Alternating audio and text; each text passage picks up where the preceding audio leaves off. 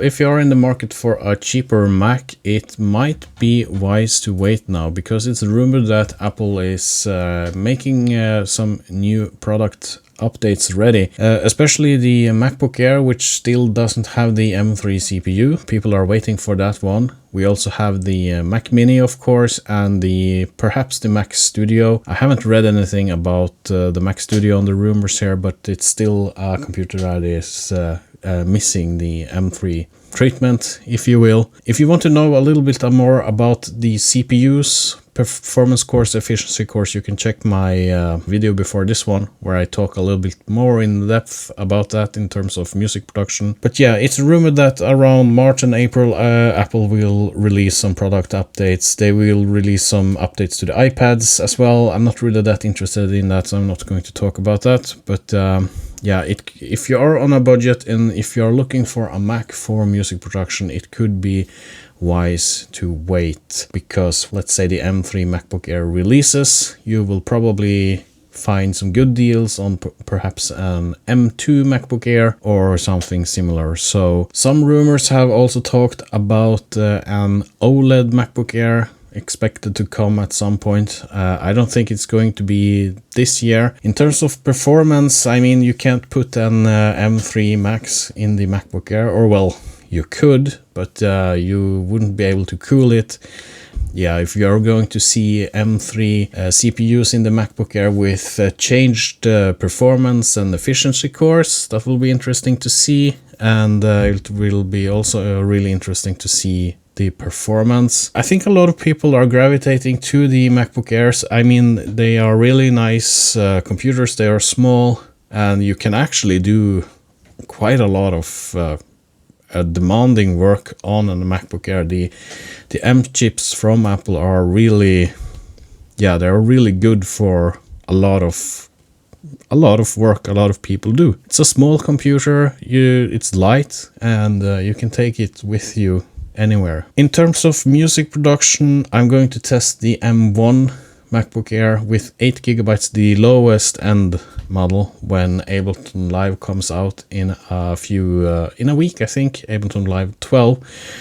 So I will see what the performance is there in some kind of projects, and you will see this on my channel. I have used Mac for music production myself. I like to do that, but you know, I also do some gaming, and well, it's more practical for me to have my PC setup here, so you don't see me use a Mac now. But I'm really interested in the Apple ecosystem, and I want to talk about it on this channel when I can. And the reason I think this is a little interesting is because when Apple released the M3 CPU, I think people got a little bit disappointed. I think people expected more performance increase than they really got. I think people are maybe getting a little spoiled.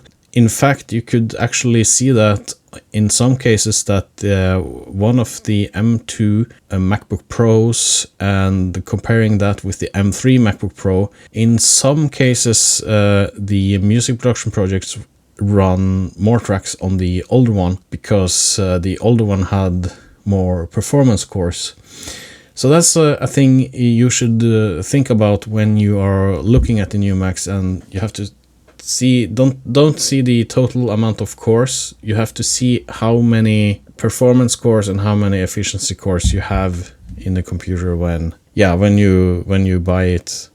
So that will be interesting to see on the new MacBook Airs and perhaps Mac Minis from Apple, and see if they really can kind of beat the M2 lineup in terms of performance. So where I live, the Apple products are extremely expensive. It's also because of my currency. My Norwegian currency is not worth that much. When I bought the M3 Max 16-inch MacBook Pro, highest end one, the price was $5,700 in US dollars then converted. That's with taxes and everything. So the prices are they are really expensive for the type of computer you get. I think they are also expensive for the type of performance you get. I mean, if you want the M2 MacBook Air, it's like $1,700 still here where I live, if you want one with some storage. And don't talk about storage. The storage prices from Apple are insane. I'm also thinking of trying to build a cheap music production PC, maybe based on Intel, and see how cheap I can get that PC compared to, let's say, a MacBook Air or something, and try to compare the projects and see how much money you have to pay to do some music production on a cheap PC versus a pretty expensive Mac. And if you think that's something you want to see, hit the like button. So let's see what Apple comes up with. It was just a short video talking about this, and yeah, thank you for following, and I will see you in the next one. Goodbye.